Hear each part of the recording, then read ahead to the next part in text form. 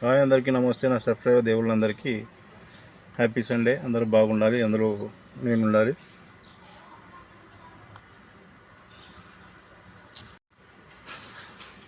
Hi అందరికీ నమస్తే, good morning, welcome back to my YouTube channel. నా ఛానల్ చూస్తున్న మీకు అందరికీ పేరు పేరున ధన్యవాదాలు తెలియజేస్తున్నాను.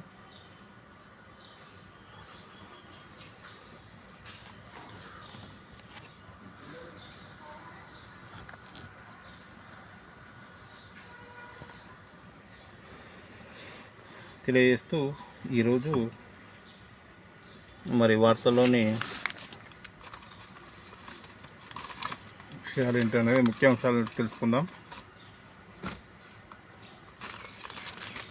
ముఖ్యాంశాలు తెలుసుకున్నాక మిగతా పూర్తి వివరాలు మళ్ళీ తెలియజేస్తా.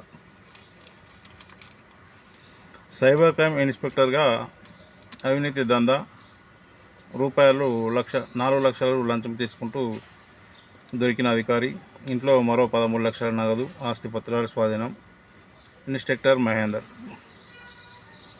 మేము మోటార్లకు మీటర్లు పెట్టకపోతే పోటీ నుంచి వైదొలుగుతారా అని భరాసాకు సీఎం రేవంత్ రెడ్డి సవాల్. కాలం మించిపోనివ్వదు. ధాన్యం కొనుగోళ్లలో విఫలమై కేంద్రంపై విమర్శల. కేంద్ర మంత్రి కిషన్ రెడ్డి ధ్వజం. Karnataka CM DK Shivakumar June 3న ప్రమాణ స్వీకారం.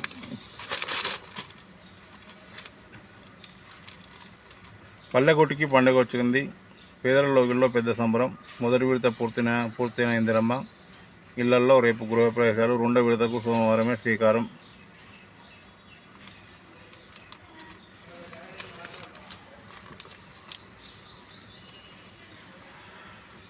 రెండోసారి కప్పు ఎవరికో. Bengaluru versus Gujarat. IPL 19 final match నేడే. చెంచల్గూడ జైలుకు బల్క సుమన్ 14 రోజులు డిమాండ్. అరెస్ట్ సందర్భంగా తెలంగాణ భవన్ వద్ద ఉద్రిక్తత. కక్ష సాధింపు చర్య అంటూ భరాసా విమర్శ. జీవో 17 రద్దయ్యే వరకు పోరాటం. SC ST BC మైనార్టీ కాంట్రాక్టర్ల మహాధర్నాతో కేటీఆర్.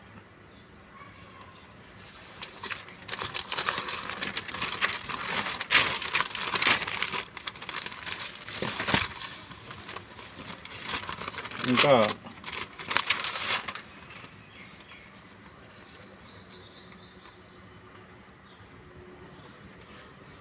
లంచం కేసులో రిటైర్డ్ తహసీల్దార్ జైలు శిక్ష. పాలమూరు ప్రాజెక్టులకు ఎన్ని నిధులైనా ఇస్తాం. పంచాయతీ ట్రాక్టర్ మెరీ ఫైర్ ఇంజన్లో మంటలు. ట్రావెల్స్ బస్సు దగ్ధం. డ్రైవర్ అప్రమత్తంతో తప్పిన ప్రేమ ప్రమాదం. చిట్యాల గ్రామం. ఇంజన్ షార్ట్ సర్క్యూట్ కారణంగా ఓ ప్రైవేట్ ట్రావెల్స్ బస్సు దగ్ధమైన ఘటన నల్గొండ జిల్లాలోని హైదరాబాద్ విజయవాడ జాతీయ రహదారిపై శుక్రవారం చోటు చేసుకుంది. పోలీసుల వివరాల ప్రకారం రెయిన్బో ట్రావెల్స్ చెందిన ఓ బస్సు హైదరాబాద్ లింగంపల్లి నుంచి కాకినాడకు 36 మంది ప్రయాణికులతో శుక్రవారం రాత్రి బయలుదేరింది. శనివారం తెల్లవారుజామున 2:40 నల్గొండ జిల్లా చిట్యాల మండలం పెద్దకాపర్తి శివారుకు చేరుకోగానే ఇంజన్లో షార్ట్ సర్క్యూట్ కారణంగా మంటలు వ్యాపించాయి. దీంతో అప్రమత్తమైన డ్రైవర్ నాగరాజు వెంటనే బస్సును రోడ్డు పక్కకు ఆపి ప్రయాణికులను బయటకు దింపారు. నిమిషాల వ్యవధిలో బస్సు పూర్తిగా దగ్గరమైంది. డ్రైవర్ అప్రమత్తం కావడంతో పెను ప్రమాదం తప్పింది. ఈ ఘటనలో ఎవరికి ఎలాంటి ప్రమాదం జరగకపోవడం అంతా ఊపిరి పీల్చుకున్నారు. నదిలో స్నానానికి వెళ్ళి 5 గల్లంతు, 1 మృతదేహం లభ్యం. కర్నూలు జిల్లాలో విషాదం.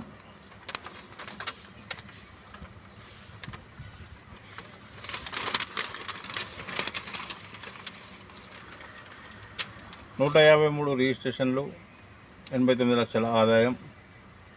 వరంగల్ ఆర్ఓ కార్యాలయంలో జనం రద్దీ. వేప వృక్షం 100 ఏళ్ల సాక్ష్యం. ఇక్కడ కనిపిస్తున్న వేప వృక్షం 100 ఏళ్ల కిందట నాటిన భీమధరపల్లి మండలం వంగర్లోని మాజీ ప్రధాని పివి నరసింహారావు స్వగృహం ఆవరణంలో ఉంది. గతంలో పివి ఇంటి ఎదుట గ్రామ దేవతలు ఉండడంతో ఆయన తల్లిదండ్రులు రుక్మాబాయి సీత రామారావు వేప మొక్కను నాటి సంరక్షించారు. అది క్రమంగా పెరిగి వృక్షంగా మారి విశాలమైన ప్రాంగణంలో విస్తరించింది. దానిలో మర్రి చెట్టు పెనవేసుకుని పెరుగుతుంది. ప్రత్యేక ఆకర్షణగా మారిన చెట్టు గ్రామస్తులకు ఆహ్లాదం పంచుతుంది.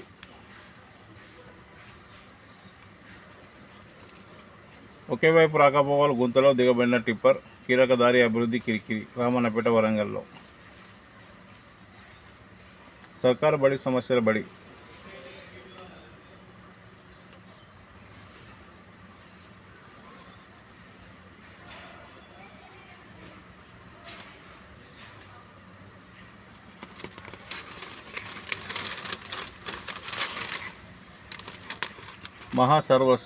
సరస్వతి నమోస్తుతే.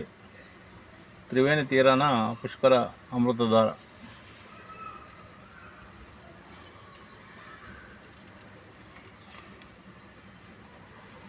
రూపాయలు కోట్లు పెట్టినా మురుకు పోలేదు.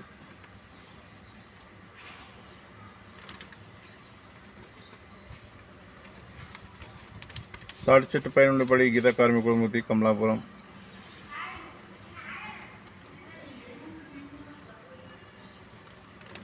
సర్వే చేస్తుండగా దాడి ఆత్మకూర్. చేసిన వారిపై కేసు నమోదు చేయాలని కొత్తగట్టు గ్రామానికి చెందిన మత్స్యకారులు శనివారం పోలీస్ స్టేషన్ ఫిర్యాదు చేశారు. కొత్తగట్టు సింగారంలో Sri Venkateswara stone construction quarry Srinivasa క్వారీల నిర్వాహకుడు అక్రమంగా మైనింగ్ చేస్తున్నారని గనుల శాఖ అధికారులకు ఫిర్యాదు చేయగా శనివారం అధికారులు కొత్తగట్టులో సర్వే నిర్వహిస్తుండగా లోకోబోయిన దేవేందర్, రాకేష్, యాగి, గిరబోయిన బాబు, క్రషర్ ఇన్ఛార్జ్ రవి తమపై దాడి చేసినట్లు పేర్కొన్నారు. ఈ విషయంపై సిఐ సంతోష్ మాట్లాడుతూ ఫిర్యాదు చేసింది వాస్తవమేనని తెలిపారు.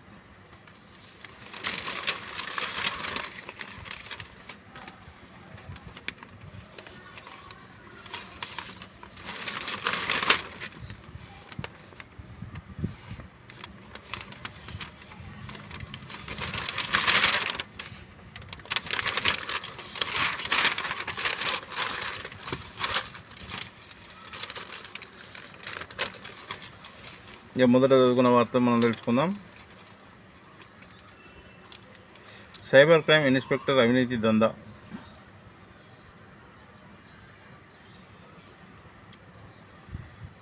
$4,00,000 తీసుకుంటూ దొరికిన అధికారి.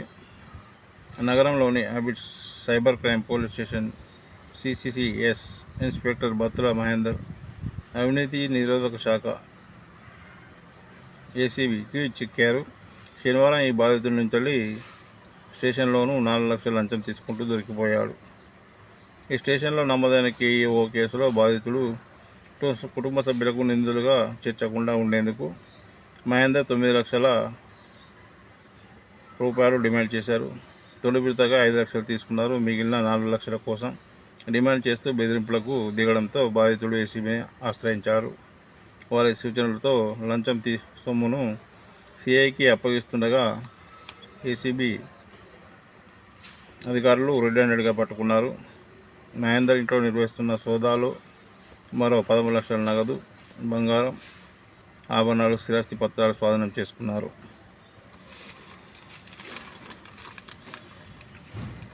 ఇది పూర్తిగా చదువుకొని ఇంతతో ఈ వార్తలు ముగిద్దాం. 3వ పేజీలో ఉన్నది ఇది.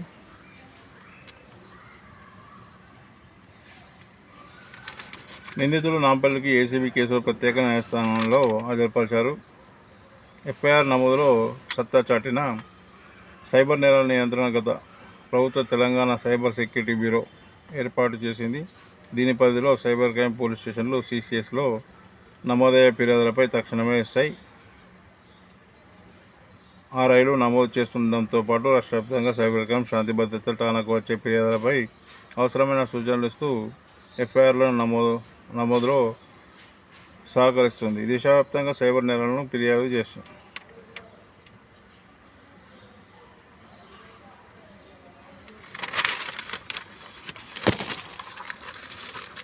ఇంకా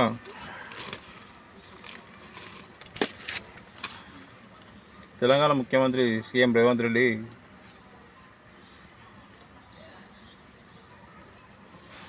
బీఆర్ఎస్కు సవాల్ విసరడం జరిగింది.